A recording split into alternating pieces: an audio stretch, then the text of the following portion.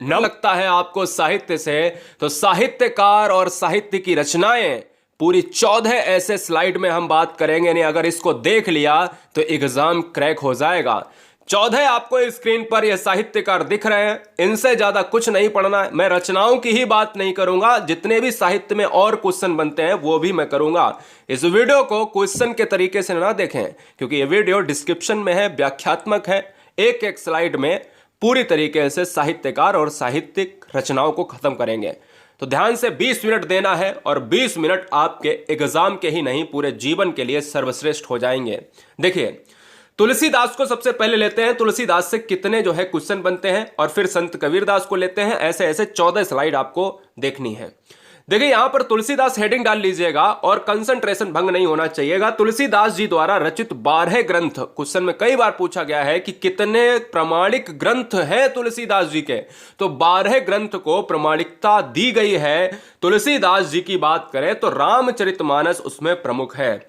कई बार क्वेश्चन में पूछा जाता है कि रामचरितमानस को किस भाषा में लिखा गया है, तो रामचरितमानस को अवधी भाषा में लिखा गया है, इस चीज को भी लिख लें। और विनय पत्रिका को किस भाषा में लिखा गया है, तो विनय पत्रिका को ब्रज भाषा में लिखा गया है, ये भी लिख लें। तो ये 2 क्वेश्चन आपके बन जाते हैं। अब बात करते हैं, क्वेश्चन में ये कई बार पूछा जाता है कि कवि शिरोमणि के नाम से कौन कहा जाता है या कौन जाना जाता है, तो तुलसीदास जी को कवि शिरोमणि के नाम से भी जाना जाता है। प्रमुख रचनाओं में मैंने आपको बता दिया, रामचरितमानस प्रमुख है। इसके अलावा विनय पत्रिका प्रमुख है, कवितावली, गीतावली, दोहावली, लास्ट में जितनी भी बली हैं वो आप सभी ट्रिकी माध्यम से याद रख सकते हो कि भाई वहां पर तुलसीदास। जानकी मंगल और रामलला नहछू किसकी रचना है, ये भी किसकी है, ये तुलसीदास की है। मानस की बात की जाए तो मानस जो है अवधी भाषा में, जैसे मानस यहां पर है, ये लिखे गए हैं। और कृष्ण काव्य जो लिखे गए हैं तुलसीदास जी के द्वारा, वो ब्रज भाषा में लिखे गए हैं, जैसे विनय पत्रिका की बात की गई। अगला, संत कबीरदास की अगर हम देखें यहां पर रचनाओं को और उनके जीवन पर हम देखें फर्क क्या पड़ता है साहित्य में, जो क्वेश्चन बनते हैं एग्जाम में, कहता है प्रमुख रचनाओं में बीजक जो है 3 भाग में डिवाइड है। क्वेश्चन में कहा जाता है कि साखी सबद रमैनी किसके पार्ट हैं, तो ये बीजक के पार्ट हैं। साखी सबद रमैनी किसकी रचनाएं हैं, कबीरदास जी की रचनाएं हैं। बीजक किसकी रचना है, कबीरदास जी की रचना है ना। लेकिन बीजक के 3 पार्ट हैं, जिसका साखी सबद रमैनी ये आप स्क्रीन पर देख रहे हो। क्वेश्चन में एक और पूछा जाता है कि भाषा का डिटेक्टर किसे कहा जाता है, तो भाषा का डिटेक्टर जो है कबीरदास जी को कहा जाता है। और किसने कहा है, हजारी प्रसाद द्विवेदी ने यह बताया है कि कबीरदास जी को, यानी उनके द्वारा यह कहा गया है साफ साफ साहित्य में कि हजारी प्रसाद जी कहते हैं कबीरदास जी को भाषा का डिटेक्टर कहा जाता है। Very very most important point, हर शेर ने इस क्वेश्चन को गलत ना करें एग्जाम में। अब बात आती है सूरदास की। महाकवि सूरदास ने ब्रजभाषा में लगभग 1.25 लाख पदों की रचना की थी, याद रखिएगा। और यहां पर एक समस्या आ जाती है कि 1.25 लाख पदों की रचना करने के बावजूद उनकी केवल 3 ही रचनाएं उपलब्ध हैं, क्योंकि समय ज्यादा हो चुका था और समय ज्यादा बीतने के कारण उनकी रचनाएं उपलब्धता के माध्यम से नहीं मिली। केवल 3 रचनाएं, जिसमें सूर सागर, सूर सरावली और साहित्य लहरी है, यह भी आप याद रखिएगा। अब क्वेश्चन में कई बार पूछा जाता है कि सूरदास की रचनाओं में किसकी जो है किसका जो है मिलता है, क्या किसका मिलता है, किसका असर देखने को मिलता है, श्रृंगार और वात्सल्य रस का जो है असर देखने को मिलता है। कबीरदास जी को दूसरे नाम से भी जाना जाता है। वात्सल्य रस का सम्राट किसे कहा जाता है, तो वात्सल्य रस का सम्राट जो है कबीरदास जी को कहा जाता है। इस चीज को आप याद रखिएगा। नेक्स्ट पॉइंट पर आते हैं, मीराबाई। सारे क्वेश्चन लिख लेना, सारे पॉइंट लिख लेना, बहुत इंपॉर्टेंट तरीके से जबरदस्त माध्यम से सारी स्लाइड को एक एक पॉइंट को नोट कराया गया है, टाइप कराया गया है, जिससे किसी भी बच्चे का एग्जाम खराब नहीं होना चाहिए। मीराबाई की सबसे प्रमुख रचना जो है, जो 2 रचनाएं अभी तक बहुत ज्यादा पूछी जाती हैं, एक नरसिंह जी का मायरा और एक है गीत गोविंद। तो जितने में भी गोविंद आता है, नरसिंह जी का मायरा, राग गोविंद, गीत गोविंद का टीका, राग सोरठा के पद, ये सभी किसकी रचनाएं हैं, मीराबाई की हैं। और इसमें से क्वेश्चन में आजकल जो ट्रेंड चल रहा है वो पंक्तियां बहुत ज्यादा पूछी जाती हैं। ट्रेंडिंग में जो पंक्तियां हैं वो क्या है कि पायो जी मैंने राम रतन धन पायो, ये किसकी पंक्तियां हैं, तो आंसर मीराबाई। पग घुंघरू बांध मीरा नाची रे, किसकी पंक्तियां हैं, आंसर मीराबाई। श्याम वसु एंडो लाडले हो, तो यहां पर किसकी जो है पंक्तियां हैं, मीराबाई की। ये आपको याद रखना है, ये बहुत बार ये दोनों रचनाएं, ये दो पंक्तियां जो है एग्जाम में कई बार पूछी गई हैं, आपको बताने की जरूरत नहीं है। आता हूं रहीम दास जी पर, और रहीम दास जी की बात की जाए तो खान खाना की उपाधि किसे दी जाती है, क्वेश्चन में कई बार पूछा गया। खान खाना की उपाधि किसे दी जाती है, तो खान खाना जो है रहीम को कहा जाता है, इस चीज को याद रखें। अकबर के प्रधान सेनापति भी रहे हैं और मंत्री तथा दरबार के नवरत्नों में से एक थे अब्दुल खान खाना, रहीम की बात की जाती है। और याद रखिएगा, रहीम दास जी रहीम सतसई के लिए जाने जाते हैं। रहीम दास जी की जो रचना है वो है मदनाष्टक, जो एग्जाम में बहुत ट्रेंड किया है, इसको स्टार बना के लिख लो, BIMP। और बरवै रामायण तुलसीदास की है, लेकिन बरवै नायिका किसकी रचना है, रहीम दास की रचना है। ठीक है, कोई समस्या नहीं। चैनल पर पहली बार आए हैं, मैं ये नहीं कहूंगा कि आप करें ही करें, लेकिन अगर सिलेक्शन ईमानदारी से चाहिए तो ईमानदारी से हर बहन हर भाई चैनल को सब्सक्राइब जरूर कर लें, क्योंकि आप भी हमारा एक परिवार हैं। भले ही आप पर्दे के उस पार हों, घर पे बैठकर वीडियो वॉच कर रहे हों, हर बहन हर भाई हर गृहिणी से मेरी यही कामना है कि चैनल पर आए हैं तो परिवार मानिएगा मुझे। पॉइंट नंबर नेक्स्ट, बिहारी से क्वेश्चन बनता है कि गागर में सागर भरने वाले को यानी किसे कहा जाता है, यानी गागर में सागर भरने वाले कवि निम्नलिखित में कौन है, तो बिहारी, कबीर, तुलसी, सूर, तो वहां पर बिहारी आंसर मारिएगा दोस्त। और क्वेश्चन में यह भी पूछा जाता है बिहारी जो है किस रस के कवि हैं, तो बिहारी श्रृंगार रस के कवि हैं। दो क्वेश्चन, ये तो क्वेश्चन एग्जाम में जाने कितनी बार पूछा गया है, आपको कई बार मैंने बताया। रात के 8 बजे वाली क्लास हिंदी की रोजाना चलती है, और जब तक रहेंगे तब तक चलेगी हिंदी की 8 बजे क्लास। ठीक है, इनकी एकमात्र रचना बिहारी सतसई है, और इसीलिए बिहारी सतसई एकमात्र ऐसा क्वेश्चन पूछा जाता है कि कौन एक ऐसा प्रमुख कवि है जो एकमात्र रचना से प्रसिद्ध हो गया। क्वेश्चन में पूछा गया है तो क्वेश्चन होगा बिहारी कौन सी रचना से प्रसिद्ध हुए, बिहारी सतसई से प्रसिद्ध हुए। बिहारी से एक और क्वेश्चन पूछा जाता है कि बिहारी किसके लिए जाने जाते हैं, बिहारी के दोहे प्रसिद्ध हैं। मैं बहुत अच्छी तरीके से समझा रहा हूं कि गागर में सागर भरने वाले कवि कौन है, बिहारी। कौन सा रस है, श्रृंगार रस। बिहारी सतसई से एकमात्र ऐसे रचनाकार हैं जो प्रसिद्ध हो गए हैं। बिहारी के क्या प्रसिद्ध हैं, दोहे, सोरठे, है ना, कुंडलिया ऐसे दे देगा ऑप्शन में, दोहे हैं, 719 दोहे संकलित हैं। बिहारी सतसई श्रृंगार रस की अत्यंत प्रसिद्ध अनूठी कृति मानी जाती है। और मैथिली शरण गुप्त की तो बात ही छोड़िए, बहुत अच्छा जो है पार्ट देखने को मिलता है, एग्जाम में पूछा जाता है। मैथिली शरण गुप्त को कवि सम्राट कहा जाता है, यानी मैं कह सकता हूं राष्ट्र कवि कहा जाता है। राष्ट्र कवि किसे कहा जाता है, मैथिली शरण गुप्त को कहा जाता है। हर बच्चे को पता होगा, अगर नहीं पता है तो इसको नोट करिएगा। राष्ट्र कवि, हिंदी का राष्ट्र कवि किसे कहा जाता है, मैथिली शरण गुप्त को कहा जाता है।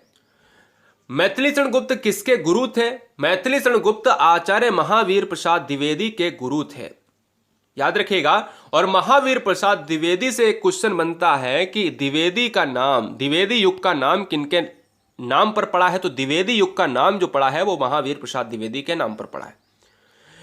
मैथिली शरण गुप्त की बात हो रही है यहां पर। मैथिली शरण गुप्त की जो रचनाएं हैं वो कौन सी हैं, जिसमें ये वाली रचना और साकेत कहां पर है, ये वाली रचना और पृथ्वीपुत्र और द्वापर, ये वाली रचनाएं तो बहुत पूछी गई हैं। ठीक है ना, तो जयद्रथ वध, भारत भारती, पंचवटी, यशोधरा, द्वापर, सिद्धराज, नहुस। सिद्धराज कवि किसे कहा जाता है, मैथिली शरण गुप्त। नहुस भी इंपॉर्टेंट है। अंजलि और अर्ध नहीं पूछी गई अभी तक। झंकार पूछी गई, झंकार, पृथ्वीपुत्र, मेघनाथ वध और साकेत।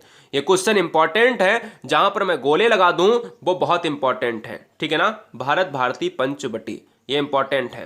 क्लियर है, पृथ्वीपुत्र। चलिए अगला, जयशंकर प्रसाद को कौन नहीं जानता होगा। 10th 12th क्लास में जब आप एंटर हुए थे, आपने देखा होगा 10th एंड 12th क्लास में जब आप पढ़ रहे थे, उस समय आपने जीवन परिचय को याद किया होगा, सभी को याद किया होगा, लेकिन जयशंकर प्रसाद को अच्छे से याद किया होगा। मैंने कहा कि जयशंकर प्रसाद को क्या कहा जाता है, तो जयशंकर प्रसाद को छायावाद का जनक कहा जाता है।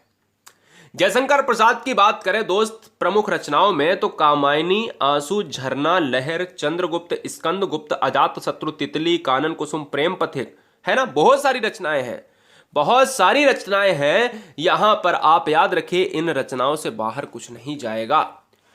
कामायनी रचना एक कैसी रचना है? कामायनी को क्वेश्चन में पूछा जाता है कि महाकाव्य कामायनी क्या है? महाकाव्य है। ठीक है, कामायनी क्या है? महाकाव्य है।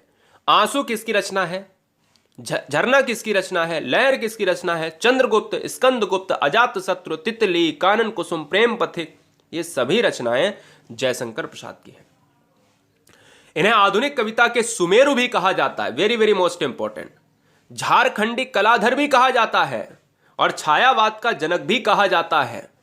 क्लियर है? कोई समस्या नहीं आनी चाहिए जिससे कोई भी बच्चा ये ना कह पाए कि सर एग्जाम में ये क्वेश्चन छूट गया। ये होना नहीं चाहिए, मैं बता रहा हूं आपसे। सूर्यकांत त्रिपाठी निराला की बात ले लेता हूं। सूर्यकांत त्रिपाठी निराला की अगर बात करी जाए तो इन्हें क्रांतिकारी, मैं यहां से स्टार्ट करता हूं, क्रांतिकारी कवि किसे कहा जाता है? सूर्यकांत त्रिपाठी निराला को कहा जाता है। सूर्यकांत त्रिपाठी निराला की जो रचनाएं हैं, जिसमें पहली रचना बहुत इंपॉर्टेंट है। कभी कभी बच्चे तुलसीदास को लेकर ऑप्शन में देखते हैं, तुलसीदास ही लगा देते हैं। तुलसीदास ने अपनी रचना को नहीं लिखा है। तुलसीदास किसकी रचना है जब क्वेश्चन में पूछा जाए तो तुलसीदास के जीवन परिचय, तुलसीदास के व्यक्तित्व पर जो है परछाई पर क्या डालना, प्रकाश डालने का काम किया है निराला ने। तो क्वेश्चन में अगर आ जाए तुलसीदास किसकी रचना, और कई बार पूछा गया है और बच्चों को भटकाने के लिए आयोग रखता भी है क्वेश्चन, तो तुलसीदास जो रचना है वो किसकी है? निराला की रचना है। अनामिका किसकी रचना है? निराला की रचना है।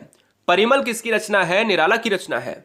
गीतिका किसकी रचना है दोस्त? निराला की रचना है। और कुकुरमुत्ता, नए पत्ते, ये निराला की रचनाएं हैं। साथ ही साथ आराधना बहुत बार पूछी गई है, गीत कुंज, सांध्य काकली बहुत बार पूछी गई है, अपरा बहुत बार पूछी गई है, दो शरण, राग विराग। अब इसमें इंपॉर्टेंट कौन सी है? अपरा, सांध्य काकली, कुकुरमुत्ता, आराधना, परिमल, अनामिका और तुलसीदास, ये बहुत इंपॉर्टेंट है, इनको भूलना नहीं। सूर्यकांत त्रिपाठी निराला को क्रांतिकारी कवि कहा जाता है। अगला, सुमित्रानंदन पंत को अगर हिंदी पढ़ रहे हैं तो नहीं पढ़ा तो फिर बेकार है। क्वेश्चन में पूछा जाता है कि सुमित्रानंदन पंत यानी सुकुमार कवि किसे कहा जाता है, तो हिंदी का सुकुमार कवि या प्रकृति का सुकुमार कवि किसे कहा जाता है, तो पंत जी को कहा जाता है। पंत जी पद्म भूषण से सम्मानित हैं, पंत जी ज्ञानपीठ पुरस्कार से सम्मानित हैं, और हिंदी का पहला ज्ञानपीठ पुरस्कार सुमित्रानंदन पंत को चिदंबरा के लिए मिला था। क्वेश्चन में पूछा जाता है कि चिदंबरा किसकी रचना है? पंत जी की है। सुकुमार कौन कहा जाता है? पंत जी को कहा जाता है। चिदंबरा के लिए ज्ञानपीठ पुरस्कार मिला है तो बिल्कुल मिला है, या पंत जी की कौन सी रचना पर ज्ञानपीठ मिला है? तो चिदंबरा पर मिला है। प्रमुख रचनाओं में बीड़ा है, चिदंबरा को शामिल कर लेना। पल्लव है, ग्रंथि है, ग्रंथि इतनी इंपॉर्टेंट नहीं है। जिस गुंजन है, इंपॉर्टेंट है, इंपॉर्टेंट है, इंपॉर्टेंट है। युगांत सारी इंपॉर्टेंट है, युगवाणी सारी इंपॉर्टेंट है, मेघनादवध इंपॉर्टेंट है, मुक्ति यज्ञ इंपॉर्टेंट है, और ये तो सबसे इंपॉर्टेंट है। कला और बूढ़ा चांद तो बहुत बार देखा गया है। युगांत और युगवाणी बहुत जबरदस्त है रचना। युगांत और युगवाणी किसकी रचना है? बीड़ा, पल्लव, ग्रंथि, गुंजन, युगांत, युगवाणी, मेघनादवध, पतझड़, मुक्ति यज्ञ, कला और बूढ़ा चांद। Very very most important slide आप देख रहे हैं गुरुजी वर्ल्ड एग्जाम स्टडी में। जितने भी बच्चे आए इसको यहां पर नोट जरूर कर लें, ठीक है। महादेवी वर्मा की बात की जाए तो महादेवी वर्मा को 2 स्लाइड में देखेंगे। कुछ वर्षों तक उत्तर प्रदेश विधान परिषद की जो है मनोनीत सदस्य रही हैं। इतना इंपॉर्टेंट नहीं है लेकिन बताना इंपॉर्टेंट है कि अगर आ जाए तो फिर क्या कर सकते हैं। राष्ट्रपति द्वारा पद्म भूषण, क्वेश्चन में आ सकता है कि निम्नलिखित में किसे पद्म भूषण मिला है, तो ऑप्शन में महादेवी वर्मा को देखिए। महादेवी वर्मा को आधुनिक युग की मीरा कहा जाता है। इस क्वेश्चन को कई बार एग्जाम में देखा गया, स्टार बना के लिख लीजिएगा। आधुनिक युग की मीरा किसे कहा जाता है? महादेवी वर्मा को, ठीक है। चलिए, अच्छा आधुनिक कवित्री पूछ दे तो भी महादेवी वर्मा को ही ऑप्शन में मारिएगा। अब बात करते हैं इनकी रचनाओं पर और इनके साहित्यिक परिचय पर। देखिएगा, यहां पर आपको क्या करना है, यहां पर एक पॉइंट याद रखना है कि जो रचनाएं हैं इनको थोड़ा सा ध्यान दीजिएगा। गीतात्मक काव्य कृति यामा, ये बहुत इंपॉर्टेंट है। यामा पर भारतीय ज्ञानपीठ पुरस्कार दिया गया। क्वेश्चन में पूछा जाता है कि अगर पंत को ज्ञानपीठ पुरस्कार मिला है, भाई साहित्य का पुरस्कार जो मिला है वो मिला है चिदंबरा पर, तो यार यहां पर महादेवी वर्मा को किस पर मिला है? यामा पर मिला है। कौन सा? ज्ञानपीठ पुरस्कार। इंग्लैंड की प्रधानमंत्री द्वारा प्रदान कर सम्मानित किया गया, यह भी याद रखिएगा। प्रमुख रचनाएं यामा, अभी बताया ऊपर, निहार, रश्मि, नीरजा, सांदगीत, दीपशिखा। ये तो इंपॉर्टेंट है ही, 100 से ज्यादा बार एग्जाम में, छोटे बड़े एग्जाम जितने भी हुए पूछा जा चुका है। और जो गद्य रचनाएं हैं उसमें क्षमता, आपको गद्य पद्य याद ना रहता हो तो आपको पूरी तरीके से याद ही कर लेना सारी रचनाएं। अब ये मत बोलना कि ये रचना किसकी है, ये कहना ही ना पड़े एग्जाम में, तो आपको तुरंत ये गद्य और पद्य काट दीजिएगा, ठीक है ना। यामा, निहार, रश्मि, नीरजा, सांदगीत, दीप सखा, क्षमता, अतीत के चलचित्र, पथ के साथी, स्मृति की रेखा है, मेरा परिवार। केवल इसमें एक रचना ऐसी है क्षमता जो इतनी इंपॉर्टेंट नहीं है, बाद बाकी सभी इंपॉर्टेंट रचनाएं हैं, सभी इंपॉर्टेंट रचनाएं हैं। जबरदस्त पॉइंट। माखनलाल चतुर्वेदी की बात करें तो क्वेश्चन में कई बार पूछा गया है, माखनलाल चतुर्वेदी से ये वाला पॉइंट जरूर पूछा गया है, इसको नोट करिए सबसे पहले पॉइंट में। माखनलाल चतुर्वेदी पद्म भूषण से सम्मानित है और कहां पर साहित्य अकादमी पुरस्कार इनको मिला है, तो साहित्य अकादमी पुरस्कार मिला है हिम तरंगिणी के लिए। तो दो रचनाएं आपको याद रखना है, एक ही सांस में याद कर लेना, हिम तरंगिणी और हिम किरीटिनी। एक ही जैसी रचनाएं लग रही हैं लगभग बोलने में। हिम तरंगिणी किसकी रचना है, हिम किरीटिनी किसकी रचना है, तो माखनलाल चतुर्वेदी की रचना है। हिम तरंगिणी, हिम किरीटिनी माखनलाल चतुर्वेदी की रचना है, याद रखिए। माता युगचरण समर्पण वेणुलो गूंजे, ये किसकी रचना है, ये वाली इंपॉर्टेंट है, युगचरण, युग और चरण, ठीक है ना, युगचरण को एक साथ में आप याद करिएगा। किसकी रचना है, माखनलाल चतुर्वेदी को। भारतीय आत्मा किसे कहा जाता है, हिंदी साहित्य की भारतीय आत्मा जो है कहा जाता है चतुर्वेदी को। रामधारी सिंह दिनकर, रामधारी सिंह दिनकर से क्वेश्चन क्या बनेगा कि भैया ये बताओ कि ज्ञानपीठ पुरस्कार जो है वो किस कृति पर मिला है। रामधारी सिंह दिनकर को ज्ञानपीठ पुरस्कार मिला है उर्वशी पर। क्या मिला है, उर्वशी पर मिला है। तो आप याद रखिएगा ज्ञानपीठ पुरस्कार जो है किस पर मिला है, उर्वशी पर मिला है, इस चीज को आप याद रखें। रामधारी सिंह दिनकर को द्वितीय राष्ट्रकवि कहा जाता है। प्रथम राष्ट्रकवि कौन है, प्रथम राष्ट्रकवि है हिंदी साहित्य के मैथिलीशरण गुप्त साहब। और इनकी प्रमुख रचनाओं में आपको सारी रचनाएं याद रखनी है, कोई भी रचना नहीं छोड़नी है। कुरुक्षेत्र, रेणुका, हुंकार, उर्वशी, रसवंती, रश्मिरथी, अर्धनारीश्वर, रेती के फूल, संस्कृत के 4 अध्याय और भारतीय संस्कृति की एकता। बहुत इंपॉर्टेंट, जिसमें रेड कलर की जो है रचनाएं, वो तो एग्जाम में जाने कितनी बार रचनाएं पूछी गई हैं। अब आपको क्या बताएं, आप खुद ही जानते हो, होशियार बच्चे हो, ठीक है ना, ब्रिलियंट बच्चे।